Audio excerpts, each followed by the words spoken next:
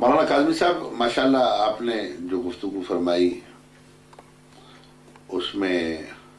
مثبت انداز سے غور کیا جا سکتا ہے،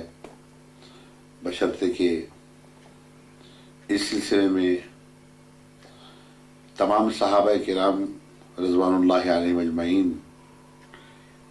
کی عظمت اور شخصیت مجروح نہ ہو۔ جیسا کہ میں نے پہلے بھی کہا کہ ان صحابہ کرام کی بشری پہلو کو مد نظر رکھیے کہ وہ انسان بھی تھے، معصوم نہیں تھے۔ تو جہاں تک ان کے آپس کے ناراض ہونے یا باہمی اختلافات کا تعلق ہے تو بہت مشہور حدیث ہے، کما قال النبی صلی اللہ علیہ وسلم بأن اختلاف امتی رحمت، میری امت کے اختلافات رحمت ہیں۔ اور غالباً اس حدیث کا پس منظر یہی ہے کہ انسانوں میں اختلاف ہوتا ہے، اہل علم میں اختلاف ہوتا ہے، مختلف قسم کے مزاج رکھنے والوں میں اختلاف ہوتا ہے، حتیٰ کہ والدین ایک ہی ہیں، دونوں میاں بیوی کی اولاد میں دو بچے، دو بھائی یا دو بھائی بہن، ایک دوسرے سے ذہن مختلف ہوتا ہے، یہ کوئی تعجب کی بات نہیں ہے۔ تو جہاں 1,24,000 صحابہ کرام رضوان اللہ علیہم اجمعین کا اجماع ہو تو وہاں اگر کوئی اس قسم کے اختلافات باہمی نزاع کے طور پر آ گئے ہوں سامنے تو کوئی تعجب کی بات نہیں ہے، لیکن اس سے معیار صحابیت سے ان کو گرا دیا جائے یا ان کے معیار ایمان کو ختم کر دیا جائے یا ان کو اسلام سے خارج کر دیا جائے، یہ بہت دور رس باتیں ہیں۔ البتہ جیسے میں نے پہلے کہا کہ اگر حضور علیہ السلام نے قرآن و سنت کی حدود اور تعزیرات کو ان صحابہ پر نافذ کیا ہے، مسلمان ہونے کی حیثیت سے ان سے کوئی تقصیر ہوئی، کوئی غلطی ہوئی، کوئی جرم سرزد ہو گیا تو ان کو سزا دی گئی، لیکن سزا دینے کے بعد وہ پاک و پاکیزہ قرار دیے گئے یا توبہ کرنے کے بعد۔ قرآن کریم میں جیسا کہ فرمایا کہ الا من تاب وآمن وعمل عملا صالحا فإنه يتوب الى الله متابا۔ اسی طریقے سے ایک حدیث میں حضور صلی اللہ علیہ وسلم فرمایا کہ التائب من الذنب كمن لا ذنب له، توبہ کرنے والا شخص ایسا ہی ہے جیسا کہ گناہ کرنے کے بعد جب اس نے توبہ کر لیا تو گویا اس نے گناہ کیا ہی نہیں۔ یہ ایک اور حدیث مشہور ہے، ان ابن بنی آدم کلہم خطاء وخیر الخطائین التوابون، بنی آدم کی اولاد یعنی حضرت آدم علیہ السلام کی اولاد میں سے بنی آدم جتنے بھی ہیں وہ خطا کرنے والے ہیں، لیکن بہترین خطا کرنے والا وہ ہے التوابون، جو توبہ کرے، جو رجوع کر لے۔ تو جہاں تک تعلق ہے صحابہ میں، ظاہر ہے کہ ہر درجے کے لوگ تھے اور ان میں آپس میں اختلاف بھی ہوا ہوگا اور آپس میں باہمی طور پر جو ہے ایک دوسرے سے ناراض بھی ہوئے ہوں گے، لیکن حضور علیہ السلام کی حدیث مقدسہ ہے کہ جس میں آپ نے ارشاد فرمایا کہ 3 دن تک اہل ایمان اہل اسلام کو جائز نہیں ہے کہ ایک دوسرے سے کلام کو بند رکھیں، ایک دوسرے سے دور رہیں، ایک دوسرے کے متعلق اس غلط فہمی کو برقرار رکھیں۔ 3 دن کے اندر اندر ایک دوسرے سے ایجاب و قبول اور ملاقات اور ایک دوسرے سے رجوع کر لینا چاہیے، باہمی فہم تفہیم کر لینی چاہیے، ناراضگی دور کر لینی چاہیے، وغیرہ وغیرہ۔ تو جو کچھ ابھی آپ نے بیان کیا اور دروازے سے متعلق جو آپ نے گفتگو بیان فرمائی اور بعض نکات کی طرف متوجہ کیا، تو یہ نکات اصل میں وہ نکات ہیں جو اس بات کو ثابت کرتے ہیں، شیعہ حضرات ایڑی چوٹی کا زور لگاتے ہیں کہ وہ یہ بات ثابت کریں کہ گویا صحابہ سے یہ غلطی ہوئی، صحابہ سے دروازے پر جانے کی توہین ہوئی کہ فاطمہ زہرا صلی اللہ علیہ کے در اقدس پر وہ گئے، یا یہ کہ بقول شیعہ علماء کے یا شیعہ کتاب کے یا تحریر کرنے والوں کے اہل کرم حضرات کے کہ انہوں نے دروازے کو آگ لگائی، یہ ثابت کرنا چاہتے ہیں نا آپ کے دروازہ تھا اور دروازے پر وہ پہنچے اور دروازے کو آگ لگائی، اور تو اس کا پس منظر بھی آپ کبھی کبھی جو ہے اس کو ذہن میں رکھیں، جیسا کہ عموماً تاریخ ہمیں بیان کرتی ہے، اور تاریخ بھی لکھنے والے تو معصوم نہیں تھے، ہم تو قرآن سنت کے ماننے والے، تاریخ کو ہم بطور ایک واقعاتی منظر نامے کے طور پر تو پڑھتے ہیں، لیکن اصل تاریخ تو ہمارے نزدیک وہ ہے کہ جو قرآن و سنت کے مطابق ہو، اس کا معید کرنے والی ہو۔ تو جہاں تک تعلق ہے اس بات کا کہ ان حضرات نے ایسا کیوں کیا ہو سکتا ہے کہ اس کا پس منظر یہ بھی بیان کیا جا سکے، چونکہ یہ معاملہ خلافت سے متعلق تھا اور حضرت علی رضی اللہ عنہ وہاں ظاہر ہے کہ فاطمہ رضی اللہ عنہا کے شوہر تھے اور اس گھر میں موجود تھے، اور بعض روایات جو سنی حضرات بیان کرتے ہیں اور ان کے مورخین نے بھی اس کو نقل کیا ہے، جیسے آپ حضرات کی بعض کتابوں میں نقل کیا جاتا ہے کہ وہ بعض اہل ہاشمی بنو ہاشم وہاں پر جمع تھے جو حضرت علی کے حمایتیوں میں سے شمار کیے جاتے تھے، اور چونکہ وہ ثقیفہ اور حضرت علی رضی اللہ عنہ کے کفن دفن میں مشہور ہونے کی وجہ سے خلافت کا فیصلہ جو ہے جمہور مسلمانوں کے متعلق اور جمہور مسلمانوں کے نزدیک حضرت ابوبکر پر اتفاق ہو گیا تھا، اور اس اختلاف کے بعد حضرت علی رضی اللہ عنہ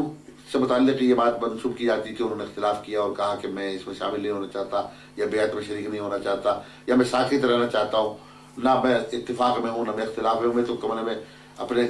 گھر میں جو ہے رہنا چاہتا ہوں۔ تو اس میں بعض صحابہ کے مشورے پر حضرت عمر فاروق اعظم رضی اللہ عنہ نے یہ فرمایا کہ نہیں، یا تو جو ہے حضرت علی بھی دوسرے مسلمانوں کی طرف بیعت کریں اور سامنے آ کر کے اس چیز کو برجستہ طور پر تسلیم کرے جیسا کہ تمام مسلمانوں نے تسلیم کیا، تاکہ اختلاف باقی نہ رہے، اور جو اختلاف کرے گا اور اس اختلاف پر جو ہے مصر رہے گا خصوصاً خلافت و بیعت کے متعلق، تو اس سے مسلمانوں کو نقصان پہنچ سکتا ہے۔ یہ حضرت عمر کا اجتہادی نقطہ نظر تھا، اور جیسا کہ مسلمانوں کی عظیم اکثریت نے ایک فیصلہ کیا تھا کہ حضرت عمر رضی اللہ عنہ کی خلافت کو تسلیم کریے اور بیعت کر لیا، تو جیسے میں نے پہلے کہا کہ اختلاف امتی رحمت سے متعلق اگر یہ بات دیکھی جائے تو اگر حضرت علی کا اختلاف کرنا رحمت کا باعث ہے تو حضرت ابوبکر کا اختلاف کرنا ہے، حضرت عمر کا اختلاف کرنا ہے، اختلاف باعث رحمت کیوں نہیں ہو سکتا؟ ہو سکتا ہے۔ تو جیسا کہ آپ حضرات شیعہ حضرات جو کہتے ہیں کہ یہ حضرت علی معصوم تھے اور حضرت فاطمہ معصوم تھی، یہ اہل بیت کے 12 افراد یا 14 افراد معصوم تھے، تو چونکہ یہ آپ حضرات کا معصومیت کا معیار ہے، ورنہ اہل سنت کے نزدیک جو ہے معصومیت ختم نبوت کے ساتھ ہی ختم ہو گئی۔ حضور صلی اللہ علیہ وسلم آخری نبی بھی ہیں اور آخری معصوم بھی ہیں، آپ کے بعد جیسے کوئی آخری نبی نہیں ہے اسی طریقے سے آپ کے بعد کوئی معصوم بھی نہیں، لہذا صحابہ کرام ہو یا اہل بیت کرام، اہل سنت کے نزدیک دونوں میں سے کوئی بھی معصوم نہیں ہے، ان سے بھی غلطی سرزد ہو سکتی ہے، ان سے بھی تقصیر ہو سکتی ہے، لہذا اس سیاسی تعلق کی بنیاد پر حضرت علی گھر میں بیٹھ گئے، اور اس سیاسی تعلق کی بنیاد پر حضرت عمر نے بعض صحابہ کرام کے مشورے کے مطابق حضرت فاروق اعظم رضی اللہ تعالیٰ عنہ نے یہ فیصلہ فرمایا کہ حضرت علی کو بلایا جائے، ایک مرتبہ نہیں، 2 مرتبہ نہیں، بار بار بلایا گیا، بعض لوگوں کو بھیجا گیا، غلام کو بھیجا گیا، لیکن حضرت علی نے آنا مناسب نہیں سمجھا۔ تب متفقہ طور پر اکثر مسلمانوں نے یہ فیصلہ کیا کہ بیعت کو برقرار رکھنے کے لیے اور مسلمانوں کے اختلاف کو ختم کرنے کے لیے اور آپس میں وحدت اور اتحاد پیدا کرنے کے لیے یہ ضروری ہے کہ حضرت علی کو بلایا کہ بھائی آپ بیعت نہیں کرنا چاہتے تو اس کے اسباب و علل ہمیں بتائیں تاکہ اس پر بات چیت ہو سکے۔ خلاصہ یہ کہ جب حضرت علی نے لوگوں کے بھیجنے کے باوجود آنے سے انکار کیا اور بار بار مذاکرہ کرنے کے لیے جب لوگ جاتے رہے، آپ نے ان سے ملنے سے انکار کیا، حضرت علی نے گھر سے باہر نکلنے سے انکار کیا، تو غالباً جو ابھی آپ نے ایک شبلی صاحب نعمانی کی الفاروق کے متعلق جو اشارہ کیا ہے کہ حضرت علی کے مزاج، حضرت عمر رضی اللہ تعالیٰ عنہ کے مزاج میں ایک حدت تھی، ایک سختی تھی،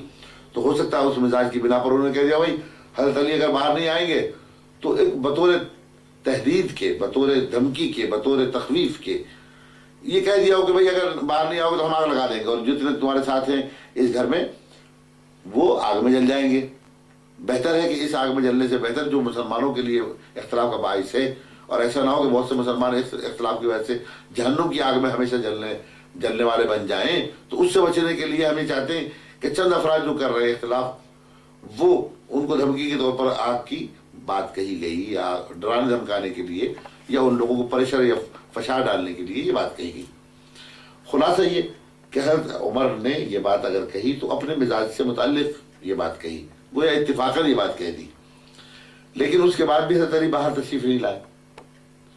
تو اس میں اب شیعہ راوی بیان کرنے والے بیان کرتے اس میں سنی روایت کوئی داخل نہیں ہے، اور جیسا کہ میں نے آپ کی خدمت میں پہلے بھی عرض کیا تھا کہ اگر آپ حضرات جو روایت بیان کرتے ہیں وہ روایت یا تو متفق علیہ ہو بین الفریقین، بین اہل سنت و شیعہ، یا جو آپ روایت بیان کرتے ہیں تو کم سے کم اتنا تو ہو کہ روایت درایت کے معیار پر پوری اترے، اور اس کے روایت کرنے والے جو راوی اسماء و رجال کی جو ہماری کتب ہیں مشہور و معروف، ان میں واقعاً ثقہ ہوں، اور بخاری یا صحاح ستہ کے جو اعلیٰ معیار ہے حدیث کے متون کے متعلق یا اس کی روایات و اسناد کے متعلق اس پر صحیح اترتے ہوں، تب تو کوئی بات ہو سکتی ہے، ورنہ یہ کہ الزام برائے الزام اس کا کوئی فائدہ نہیں۔ اور آپ حضرات جو یہ کہنا چاہتے ہیں کہ صحابہ کرام کو اس لیے نہیں مانتے، تو میں سمجھتا ہوں کہ یہ دلیل اس اعتبار سے اگر آپ دروازے کا جلانا ثابت کر بھی دیں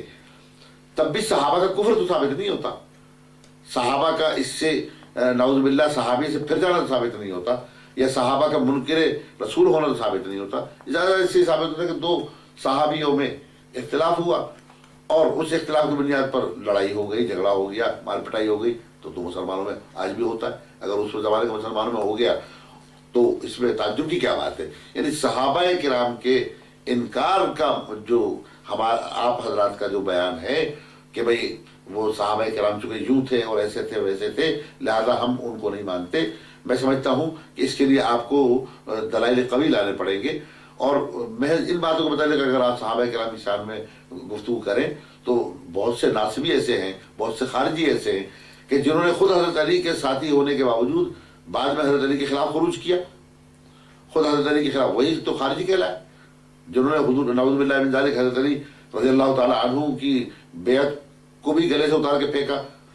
ہاتھ ملانے کے باوجود، اس بیعت کے باوجود انکار کیا انہوں نے۔ لہذا میں یہ چاہتا ہوں کہ آپ اس بیان کو سمیٹیں اور اسماء و رجال کے متعلق جو آپ کے پاس دلائل ہوں اس کے متعلق انشاءاللہ آپ ذکر کریں تو مستفید ہو سکتے ہیں۔